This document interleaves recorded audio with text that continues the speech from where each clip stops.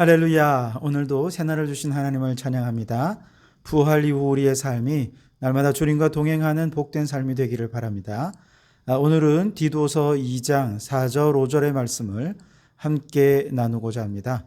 디도서 2장 4절 5절 말씀 봉독해 드립니다. 그들로 젊은 여자들을 교훈하되 그 남편과 자녀를 사랑하며 신중하며 순전하며 집안일을 하며 선하며 자기 남편에게 복종하게 하라. 이는 하나님의 말씀이 비방을 받지 않게 하려 함이라. 아멘. 오늘은 이 말씀 가운데 말씀이 비방을 받지 않도록이라는 제목으로 함께 은혜를 나누고자 합니다. 예수님을 믿는다는 것은 예수님을 사랑하게 된다라는 의미죠. 예수님을 사랑하는 사람은 자연스럽게 세상을 사랑하는 사람이 됩니다. 왜냐하면 우리가 주님께로부터 받은 사랑이 너무 크기 때문에 우리가 사랑을 받은 만큼 자연스럽게 그 사랑을 흘려보내고자 하는 것이죠. 그 중에서도 가장 가까운 사람인 우리 가족들을 사랑하는 것은 예수님의 사랑을 실천하는 가장 쉽고 또 가장 가까운 실천 요소라 이렇게 얘기할 수 있겠습니다. 반대로 얘기하면 예수님을 믿고 열심히 신앙생활을 한다고 하면서 가족을 사랑하지 않는다면 그 사람은 사실은 예수님을 제대로 사랑하지 않는 것이고 예수님의 사랑을 제대로 깨닫지 못하고 있다라고 얘기할 수 있겠습니다. 그러니 예수님을 믿는다고 말은 하지만 그 사랑은 제대로 깨닫지 못한 그 신앙, 그 사랑을 제대로 나누지도 못하는 신앙이라면 이건 병든 신앙이라고 얘기할 수 있겠죠. 자, 그 가운데 특별히 결혼을 해서 아이를 키우는 젊은 엄마들의 경우는 당연히 가족을 사랑하고 또 남편과 자녀를 사랑하는 것이 예수님의 사랑을 받은 그리스도인 엄마로서 너무나도 당연한 일이 될 것입니다. 그리고 또한 그 사랑을 실천하는 것은 예수님 사랑의 아주 기초가 되고 기본이 되는 거겠죠. 그런 면에서 오늘 본문 말씀 4절에는 늙은 여자들에게 젊은 여자들을 향해 신앙적인 교훈을 할 때 반드시 가장 먼저 교훈해야 할 것이 뭐냐? 남편과 자녀를 사랑하라 라고 하는 걸 권면하라는 거예요. 4절에 보시면 그들로 즉 늙은 여자들 그들에게 젊은 여자들을 교훈할 때 남편과 자녀를 사랑할 것을 제일 먼저 권면해라 라고 말씀하시는 것이죠. 말씀드렸듯이 무엇보다 죽을 수밖에 없는 이 죄인을 구원해 주시기 위해서 십자가에서 물과 피를 다 쏟으시기까지 우리를 사랑하신 그 무한하시고 일방적이며 한없는 그 사랑을 우리가 받지 않았습니까? 그러니 주님께 내가 받은 그 사랑 그대로 이제 누구에게 사랑을 흘려보내야 됩니까? 자녀에게 무한하고 일방적이고 한없는 사랑을 쏟아 부어줄 수 있어야 하는 것이지요.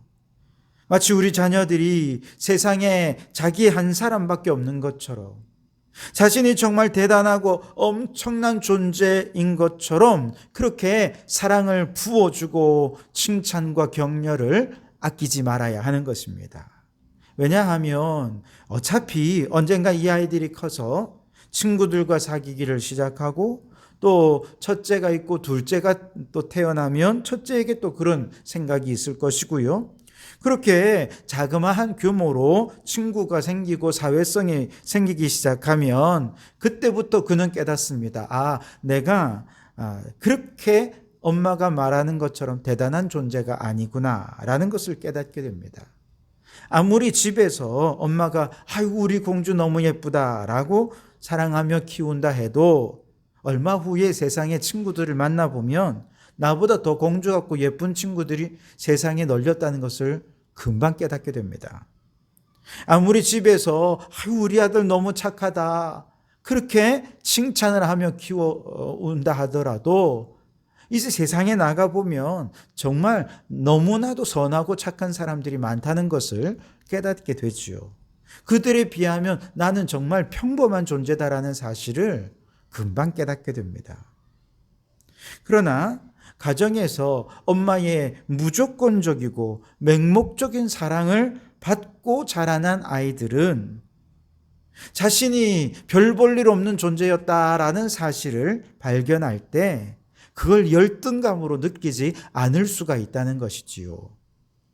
혹 내가 공주가 아니라도, 혹 엄마가 얘기하듯 내가 그렇게 대단히 예쁘지 않다 하더라도 나는 이미 엄마로부터 충분히 사랑을 받고 있기 때문에, 엄마는 내가 예뻐서 사랑하는 것이 아니라 그냥 나이기 때문에 사랑하잖아요. 그렇기 때문에 내가 예쁘다, 공주가 아니다, 착하지 않다, 이게 그렇게 중요한 문제가 되지 않습니다. 그런 건강한 자아상 속에서 자신의 평범한 현실을 받아들이고 그러면서 안정적으로 사회에 적응할 수 있게 되는 것이지요. 그러나 가정에서부터 사랑을 받지 못하게 되면 사회에 나가더라도 부모와의 관계 속에서 이미 자존감이 낮아질 대로 낮아진 상태로 다른 친구들을 만나지요. 그러면 낮은 자존감과 열등감으로 인해 사회 다른 친구들을 만날 때 그만 위축되어 버리고 적응을 제대로 하지 못하는 그런 결과를 낳게 되는 것이죠. 그렇기 때문에 젊은 여자들은 예수님께서 내게 무한한 사랑과 축복을 쏟아 부어 주셔서 우리를 구원해 주신 하나님의 자녀 삼아 주신 것처럼, 그 사랑이 지금도 우리에게 흘러 들어오고 있는 것처럼, 그렇게 우리 가정의 자녀에게 무한한 사랑과 축복과 격려를 쏟아 부어주고, 우리의 자녀들이 모든 상황 속에서 내가 어떤 죄를 범하고 어떤 모습이라 하더라도 엄마는 나를 사랑하실 거야, 아빠는 나를 사랑하실 거야 라고 하는 그런 믿음으로 사랑을 줄 수 있어야 한다는 것이죠. 그런데 젊은 엄마가 자녀들을 사랑하는 최고의 방법이 있는데, 그것은 바로 하나님의 말씀으로 양육하는 것입니다. 항상 제가 말씀드리는 것처럼 결국 우리가 자녀들에게 물려주어야 하는 최고의 유산은 신앙이기 때문에 그렇습니다. 신앙이라고 하면 좀 막연하고 광범위할 수 있는데요, 좀 좁혀서 이야기하면 우리가 정말로 자녀들에게 물려주어야 할 신앙의 유산은 성경적인 신앙을 말하는 것입니다. 부모가 성경을 읽고 성경을 묵상하고 성경대로 알고 성경대로 믿고 성경대로 살아가는 이 성경적인 신앙을 자녀들에게 물려줄 수 있어야 해요. 만일 부모가 성경을 읽지도 않고 성경을 묵상하거나 그 성경 말씀으로 자신을 성찰하지도 않고 그 성경 말씀에 비추어 자신의 삶에 대해 회개하지도 않는다면, 그러면 아마도 자녀를 향해 맨날 먹고 입고 마시고 놀러 가고, 그렇게 세상에서 잘 즐기려면, 더 많은 것을 누리려면 돈을 더 벌어야 하고 성공해야 된다, 이런 것만 자녀들에게 물려줄 수밖에 없다는 것이죠. 부모가 성경 말씀으로 자신의 삶을 돌아보지 않는다면 부모는 결국 성경적이 아닌 세상적인 것에 빠져 있을 수밖에 없거든요. 그러면 그런 부모는 책임감 있게 자녀들을 신앙적으로 양육할 수 없게 되는 것이죠. 아무리 결혼을 하고 자녀를 낳는다 해도 이처럼 성경적인 신앙을 물려줄 수 없다면 그는 부모로서 책임감 있게 자녀들을 양육할 준비가 전혀 안 되어 있는 사람이라고 얘기할 수 있을 것입니다. 그러면 그 결과는 어떻게 되느냐? 5절 마지막 부분에 보시면 이는 하나님의 말씀이 비방을 받지 않게 하려 함이라, 그렇게 말씀을 하시죠. 즉 부모가 말씀으로 살아가는 신앙의 훈련이 안 돼 있으면 하나님의 말씀이 비방을 받을 수밖에 없게 된다는 것이죠. 입으로는 성경을 얘기하고 입으로는 신앙을 얘기하고 가끔 교회 가서 예배도 드리지만 사실은 성경보다 세상에 더 귀한 것들을 가치를 두며 살아가기에 자녀들이 아이고 하나님의 말씀 별거 없구나. 엄마 아빠를 보니 하나님의 말씀대로 살지 않아도 얼마든지 잘 살 수 있구나. 삶으로 자녀들을 그렇게 하나님께로부터 밀어내고 마는 것이지요. 그렇게 되지 않기 위해 젊은 부부는 자녀를 말씀대로 양육할 책임이 있는 거예요. 이것이 자녀를 사랑하는 부모의 최고의 사랑인 것입니다. 그뿐만이 아닙니다. 오늘 5절에 보면 신중하며 순전하며 집안일을 하며 선하며 자기 남편에게 복종하게 하라 라고 말씀을 하셨죠. 여기서 신중함이란 단어는 헬라어 거룩하다는 하기오스라는 말에서 왔어요. 즉 젊은 여자는 자녀의 인격과 신앙에 가장 큰 영향을 끼치는 가장 가까운 존재가 아니겠습니까? 그렇기 때문에 항상 엄마는 지금 내가 하는 선택이 과연 그리스도인다운 선택인가? 지금 내가 하는 선택이 성경에 근거한 성경적인 선택인가? 그래서 이것이 자녀에게 비추어질 때 성경 말씀에 정말 권위가 있구나. 나도 성경 말씀대로 따라야겠구나 라고 생각할 수 있도록 그렇게 부모가 먼저 성경적인 선택을 하며 거룩한 삶의 본을 보일 수 있어야 한다는 것이죠. 그래서 신중하다라고 하는 이 말은 말씀대로 선택하고 거룩한 삶을 살아야 한다라고 하는 것을 의미합니다.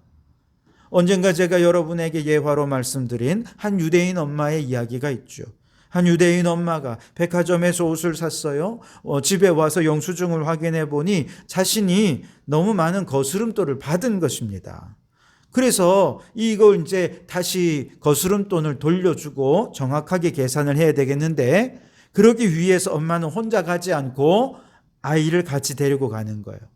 그리고 이 왜 가는 것인지 영수증과 또 얼마를 거스름돈으로 받았는지를 확인을 하고 그것을 이제 자녀와 함께 백화점에 가서 정확하게 돈을 돌려주고 계산을 마쳤습니다.